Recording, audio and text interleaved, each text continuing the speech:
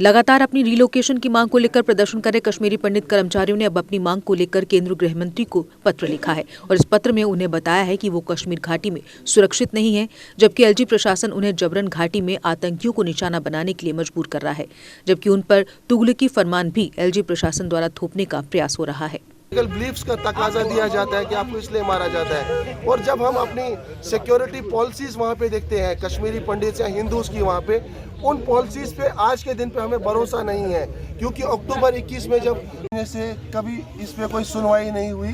तो हमें लगता है कि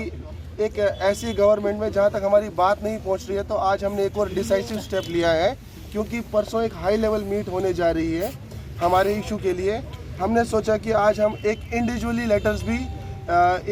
इनको पोस्ट करेंगे, जिसमें हम जो प्रधानमंत्री जी को है उनके थ्रू पोर्टल के थ्रू उन पे लेटर भेजेंगे, और जो एलजी साहब है उनको थ्रू फिजिकल मोड और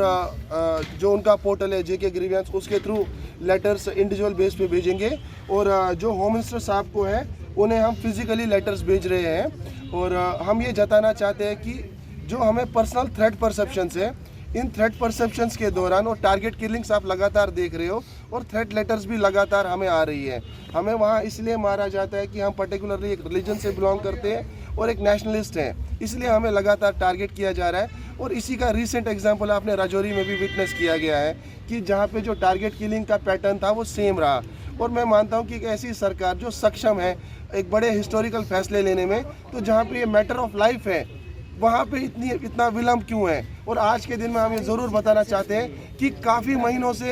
एम्प्लॉयज़ की सैलरी बंद है, जिसकी वजह से उनकी फैमिलीज़ की हार्डशिप हद से ज़्यादा बढ़ गई है। उसमें से कुछ एम्प्लॉयज़ मजबूर होके घाटी वापस चले गए हैं, और जो वहाँ गए उनसे जब हाल जानते हैं तो वो कहते हैं कि यहाँ पे हालात एक जैसे ही लग रहे हैं जैसे मई 12 को थे, आज भी वैसी है, कोई चेंजेस नहीं है, कोई हेल्प नहीं है। तो जब उनसे पूछा गया कि आप वहाँ पे क्यों गए इस मजबूरी के कारण, उन्होंने कहा कि अगर यहाँ पे रुकूंगा तो यहाँ पे 4 बंदे फैमिली के मरेंगे विदाउट सैलरी, वहाँ पे अकेले मरूंगा, तो इन सब के भी जिम्मेवार एडमिनिस्ट्रेशन ही होगी अगर उनके साथ कुछ होगा। और ये हम एडमिनिस्ट्रेशन से फिर से रिक्वेस्ट करते हैं कि कृपया करके 8 महीने किसी डिमांड को पूरा करने में इस भारतवर्ष में नहीं लग सकता, when it is a matter of life, जहाँ आप जानते हैं कि इनकी लाइफ हाईली वल्नरेबल है। वहाँ पे आपको एक डिसीजन के साथ आना पड़ेगा, इसमें जो आपका डिसीजन होगा आपके डिसीजन में होना चाहिए कि दैट आप इंश्योर करेंगे इनकी लाइफ, इनकी सिक्योरिटी, इनकी सेफ्टी। इसके बावजूद आपको और केस बताना चाहते हैं, हमारे बीच कुछ एम्प्लॉयज़ ऐसे हैं जो डेथ बेड पे बैठे हुए हैं अभी,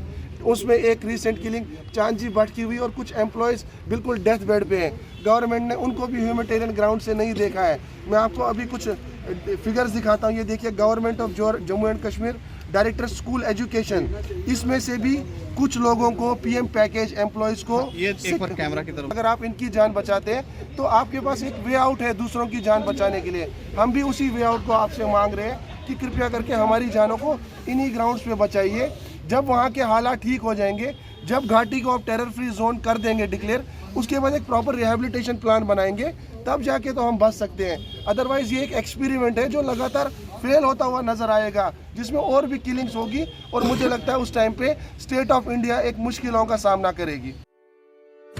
नो नो नो,